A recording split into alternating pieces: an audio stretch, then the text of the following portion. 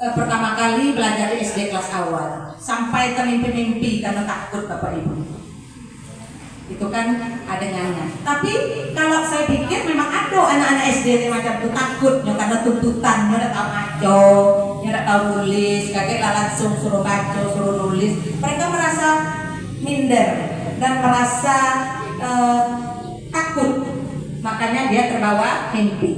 Jadi pembelajaran yang diajarkan oleh gurunya berfokus pada kemampuan calistung dan Ines dituntut untuk dapat calistung. Jadi perubahannya adalah kita sebagai seorang guru, baik kepala sekolah, guru dan bahkan wali murid itu harus memahami perubahan ini sebetulnya. Jadi di sini tidak ada lagi guru itu hanya berfokus pada tulis, maco gitu, sementara yang lain diabaikan. Barangkali saja banyak hal yang perlu kita perdalam dengan anak-anak di usia dini.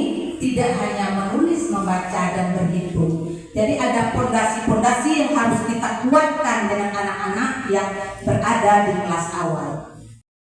Kemudian apa pesan yang dapat diambil dalam adegan tersebut? Pesannya adalah masih terdapat miskonsepsi bahwa pembelajaran di PAUD dan SD kelas awal sangat berbeda. Jadi tidak ada transisi yang menyenangkan untuk anak dari PAUD ke SD di kelas awal. Ini adalah pesan yang diambil dalam adegan tersebut tadi. Jadi nanti Bapak Ibu, gak ada lagi sekali lagi saya tekankan itu sebetulnya hal yang perlu disampaikan. Aku belum bisa membaca. Ines belum bisa membaca. Kenapa?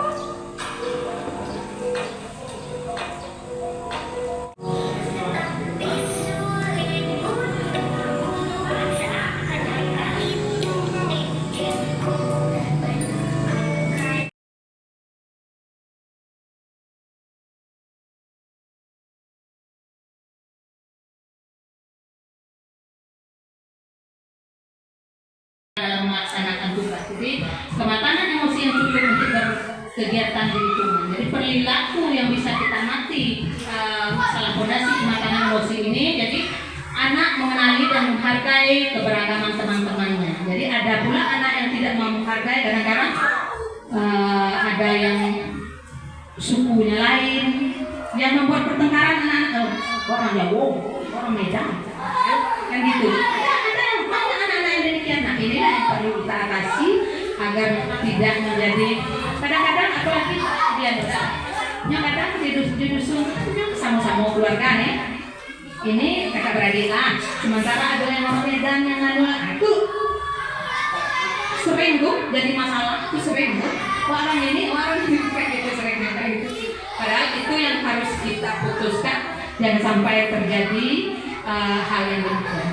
Jadi perilaku yang diamati tadi sudah terlihat bahwa dan mata pelajaran yang dapat membina kemampuan fondasi kematangan emosi ini bisa di PPKN, bisa di pendidikan agama dan budi pekerti, bisa di ilmu pengetahuan alam dan sosial. Sebetulnya kalau saya lihat hampir di semua bidang studi itu akan bisa, dan tentu kita sebagai guru harus bisa menerapkan hal yang demikian.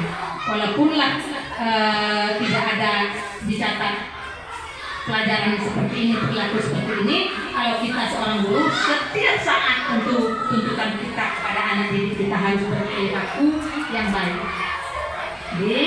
Jadi harus peserta didik ini harus mampu menunjukkan perilaku mematuhi aturan di keluarga dan di sekolah. Jadi kadang-kadang ada yang pembangkang dari kecil, kadang-kadang kita ada nampak tuh anak-anak yang nggak mau aduh, kadang-kadang sedih kecilnya nampak tuh pembangkang. Ini tugas kita ekstra keras untuk mendidik anak demikian. Jadi kita tidak tinggal diam, bagaimana kita bisa mengatasi hal yang demikian agar bisa anak itu terarah kepada yang baik. Tujuan kita pasti sebagai seorang itu pasti sama tujuan guru.